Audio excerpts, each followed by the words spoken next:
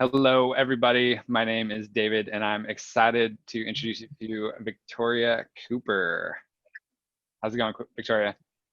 Great. How are you? I am doing fantastic. So I met Victoria through coaching, and she is a very unique individual with many cool things that have happened in her life. So let's just start with, how you were brought into this world, because that's a fun story that most people is not as exciting as yours. Yeah, I was brought into this world on an airplane. My mom was traveling from Liberia to the United States, 7 months pregnant, and while on the plane and traveling from Liberia to the United States, she ended up having these. I don't even want to say it's labor pains. The interesting story is she took her shoes off. And apparently there was a woman, according to my mom, there was a woman that said to her, if you take your shoes off while pregnant on a plane because of the high altitudes, you will have your baby. And my mom said she went to the bathroom and a couple minutes later, I came right out. She said that she didn't feel any pain. I was born at 2.5 pounds over Casablanca, Morocco. So the name that I was given was Casablanca by the pilots. We ended up landing in Casablanca to receive medical attention. And then we came across some issues where my mom didn't have a visa. So they did not allow my mom and I to enter their town or their country because my mom didn't have a visa. So the pilots ended up flying to Amsterdam, and KLM Airlines is actually a Dutch airline. And so we ended up going to Amsterdam, where then we were both treated and taken care of, and then to United States. So I ended up getting a birth certificate in Morocco. I ended up getting one in Amsterdam, and then also United States. So That's amazing. yeah, it's That's actually funny because just coincidentally with where I'm sitting right now, I actually have the photo and the article right above me. I'm like, I don't know if I should Oh yeah, move my show us real camera quick. for you Yeah, yeah, guys to see it. sure. Okay, let's see if you can see it. So Oh yeah. there's my picture when I was born on the plane. You'll see KLM Airlines.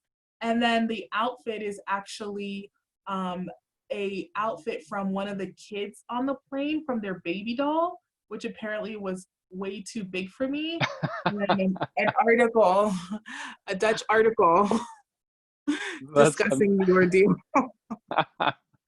wow. So there's my fact checking, guys, if anybody didn't believe that story. Yeah. It's too wild to be true. Oh, that's so cool. So, obviously, we'll just fast forward a little bit. I love that story, and it's a fun way to start. But Mhm. when you were a kid, what did you want to be? When I was a kid, I started off where I felt like I was always into writing. I Mm, loved to write stories. My brother is an artist, and so I always had this dream, which I never told him, but I had this dream that I would write a book and then he would illustrate the book for me. I then wanted to be a teacher. And then as I got in my middle school years, I had this desire to be a graphic effects artist. I was into, if you remember all of those shows like Buffy the Vampire Slayer and all oh of yeah. those shows with the cool like people disappearing and coming back and stuff like that.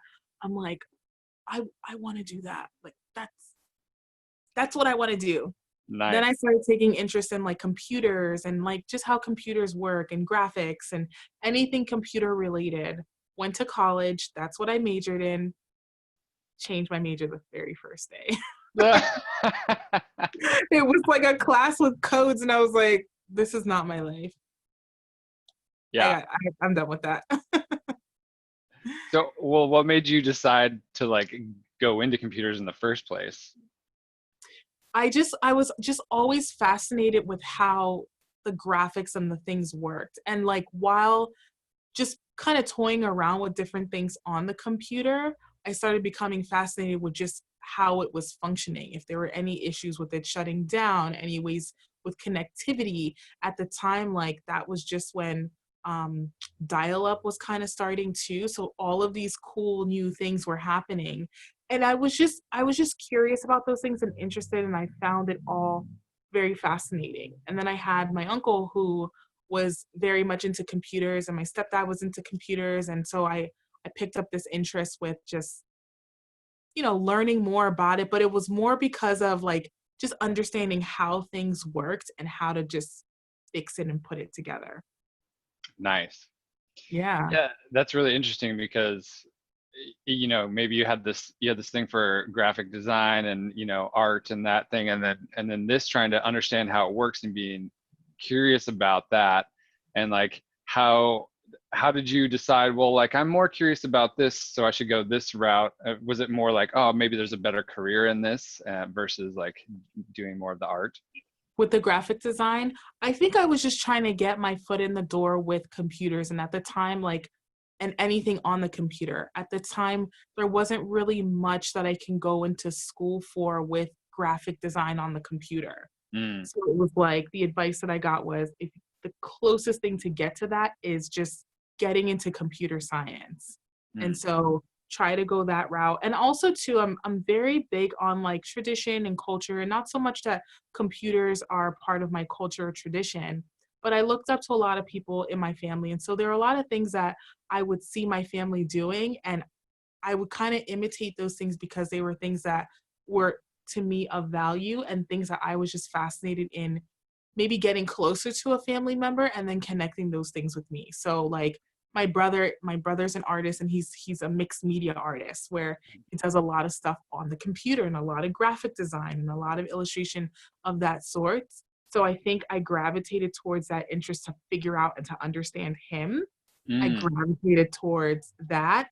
And then, like, I had my uncle and my stepdad who were into computers and all those things, and to connect with them, I gravitated towards that to understand them and build interest with those things. Aha, I see where this is Yeah.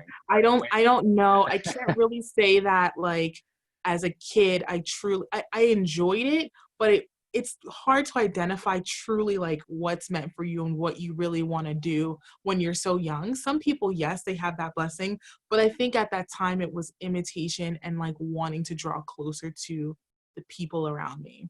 Mm, yeah, that's awesome. Yeah. So then when you changed your major the first day, what did you change to? So I changed my major the first day. Um, I went into biochem.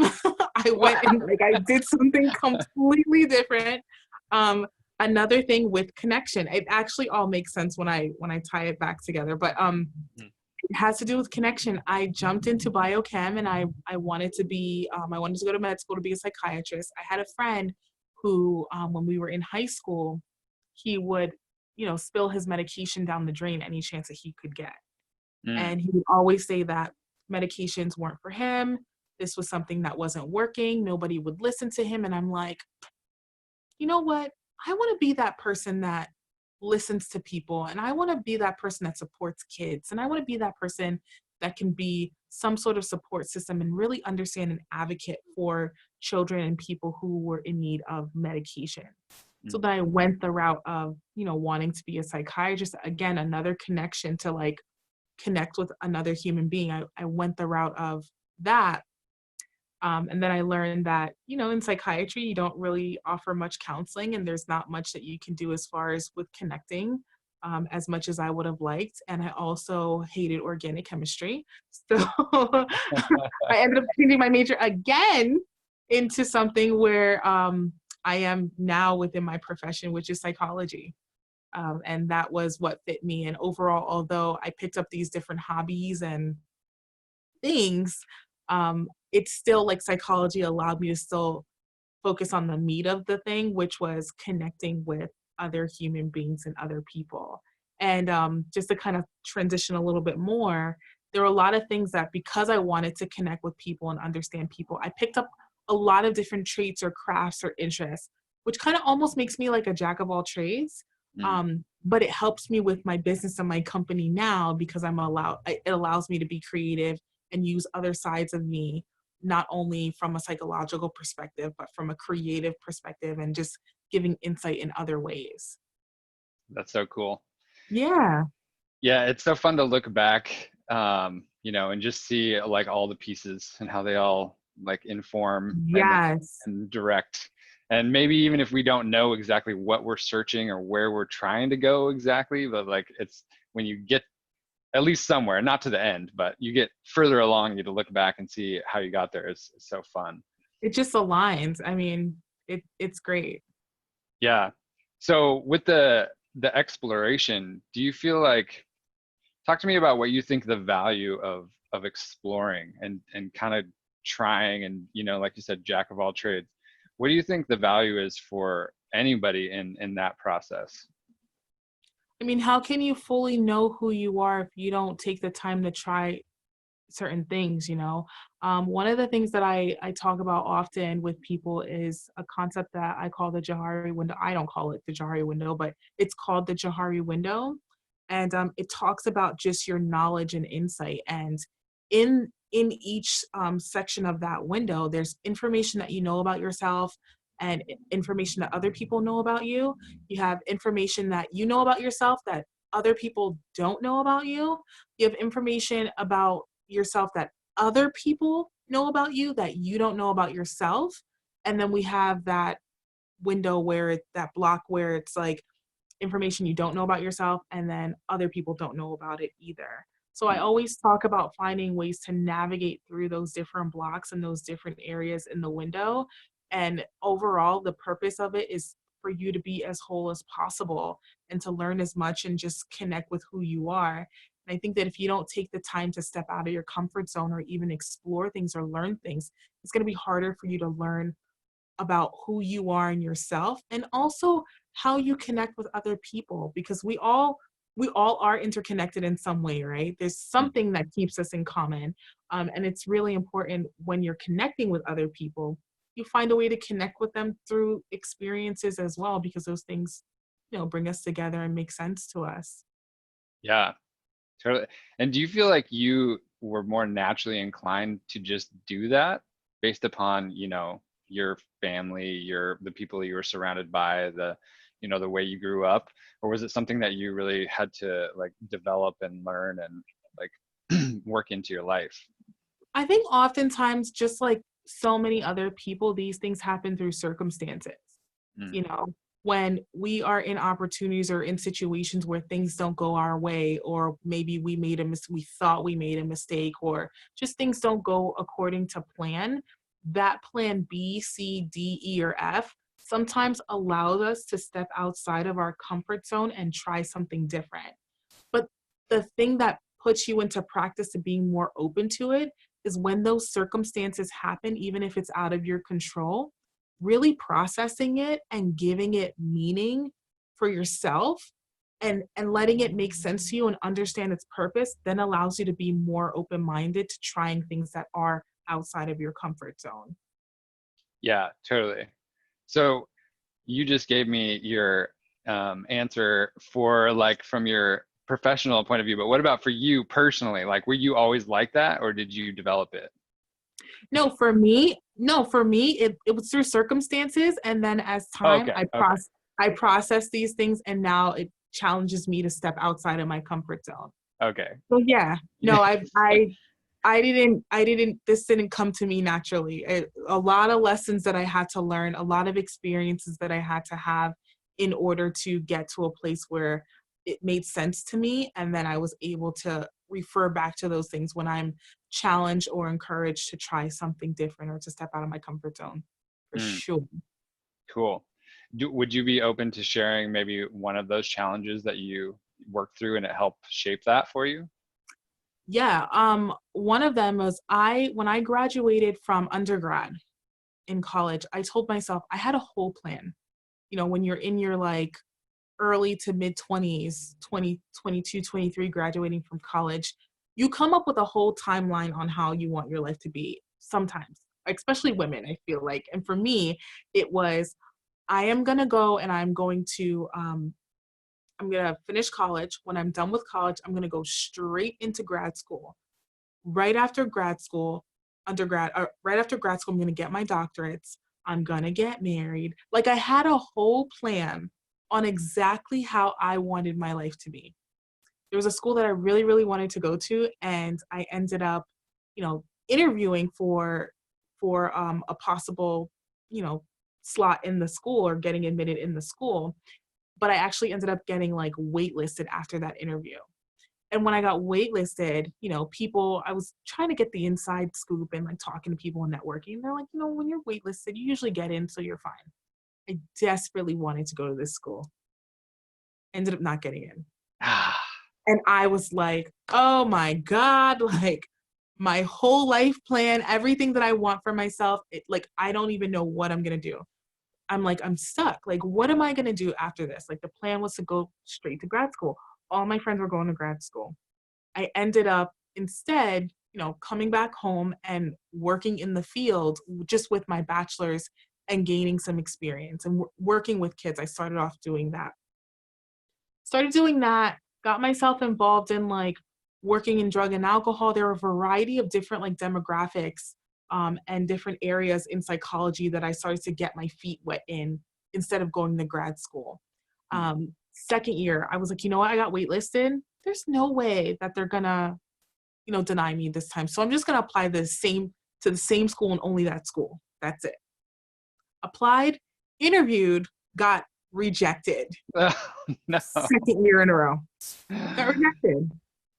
And I was devastated. Like, imagine not only like your plans not coming to fruition the way that you wanted to, but the feeling of rejection, especially when there's something that you want, can be so heavy. And I was like down in the dumps. I was devastated. However, that second year, I started doing more stuff in my field and I started getting opportunities because I had experience under my belt. I started getting opportunities that people typically with their bachelor's wouldn't get.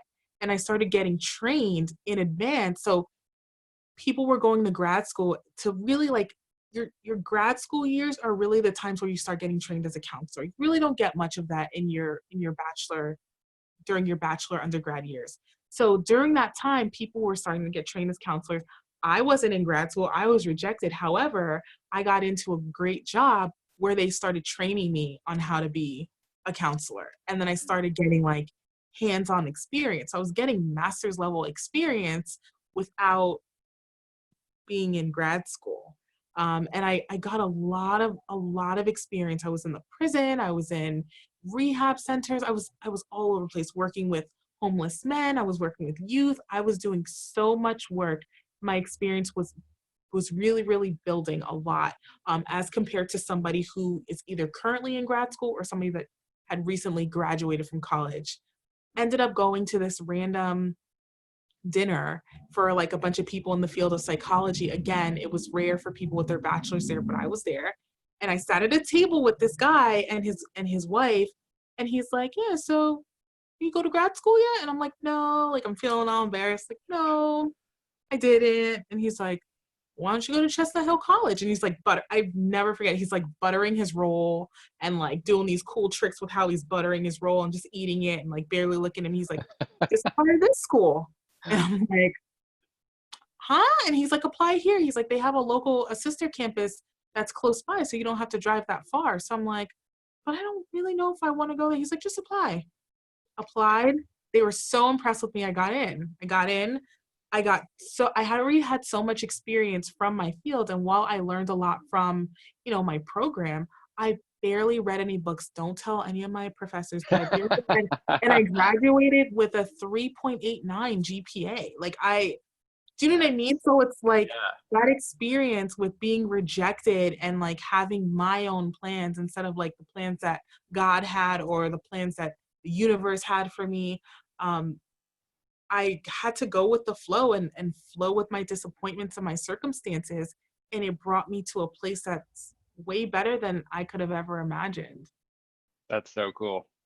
Yeah. Yeah. I mean, how many times does it like not work out? And it takes a little while usually, but then if you keep going, that's the thing though, right? You got to keep going. You can't just quit. Yeah. And it ends up Even so much with how better. I started my business, I mean, there's so many things that circumstances brought me, of course, I work very hard and there's things that I do plan out and there's things that I work hard with, but I try to remind myself of the moments that when things don't come to pass the way that I want it to, there's a reason, and that alternate path, there's an opportunity there to really soar or get back on that path. Yeah, that's so cool. Yeah. Um, I love it. So when we're talking about like, you know, pursuing whatever our thing is, I feel like you're a unique person because you, and you correct me if I'm wrong, but you pursued this thing in counseling, and it's something that really makes you feel alive because you can see like, oh, this is how I can really connect with people and help people in my own unique way. Yeah, Um, is that, yeah, correct? Yeah. absolutely. Yeah. Yeah. And so, and that's super, it's like, number one, it's really cool. And number two, I don't think it happens that often.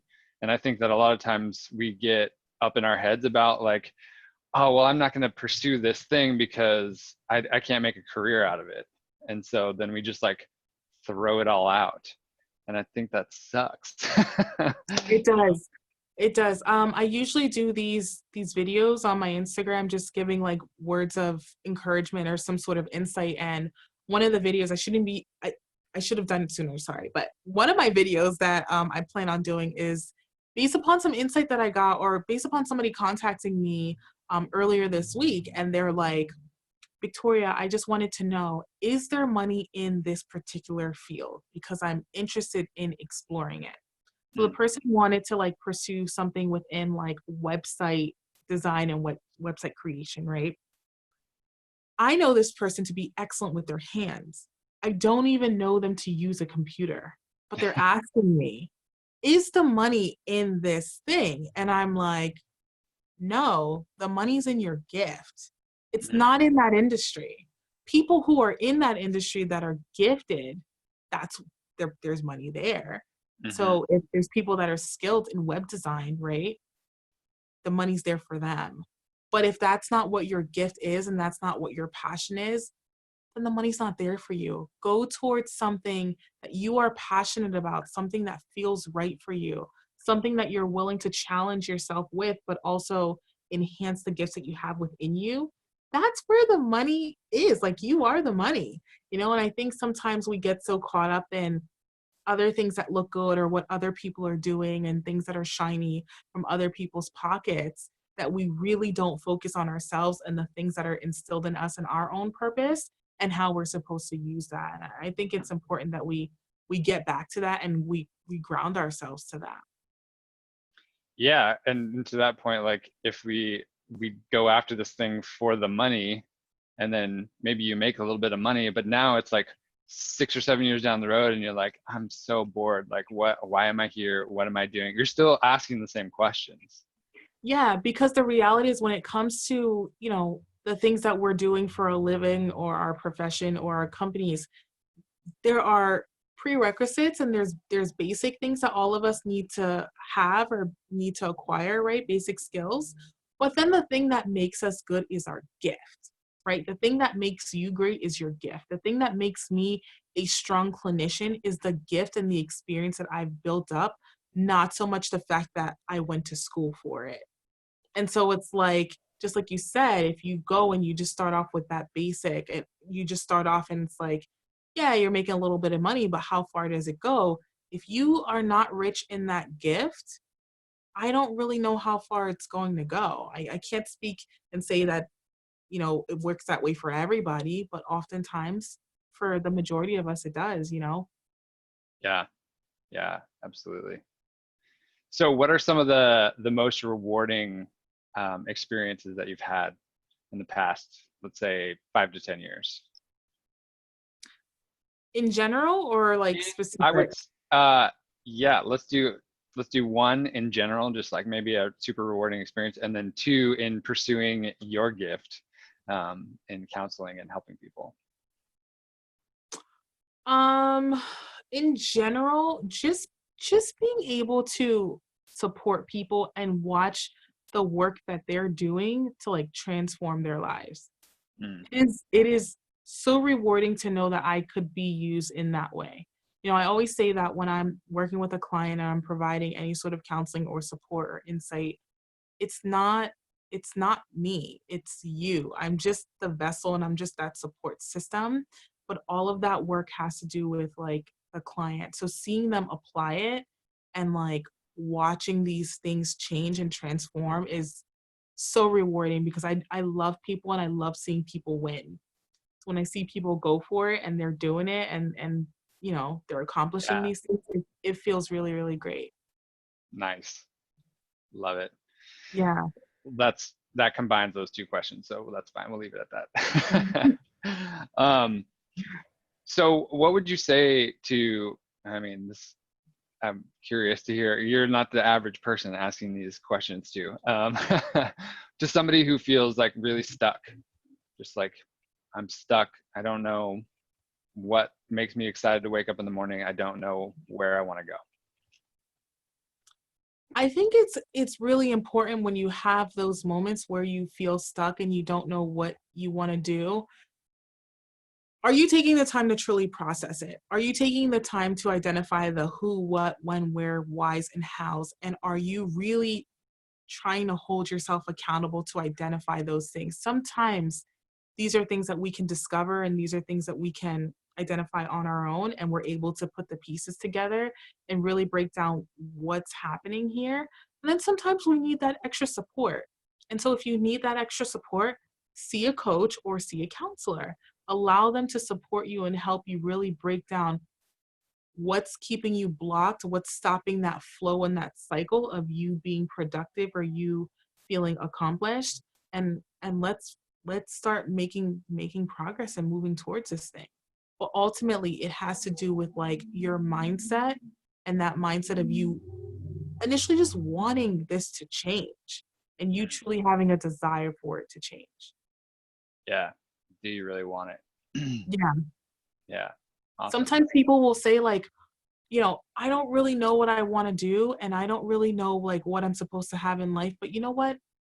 I'm going to put myself in environments just to experience or just to kind of get a sense or connect with people. I may not know what I want, but I'm putting myself in the atmosphere just to be there. And let's see if it makes sense. All right, I'm going to experiment and try this. Let's see if it makes sense. And when I mean that, it can even be down to like social settings or just stepping out of your own box and just trying something different. Like, are you willing to do that? Are you willing to try that and see what energy and what other like love and insight and support you can get from other people for those things to make sense for you so that you can identify this other part of you? Yeah.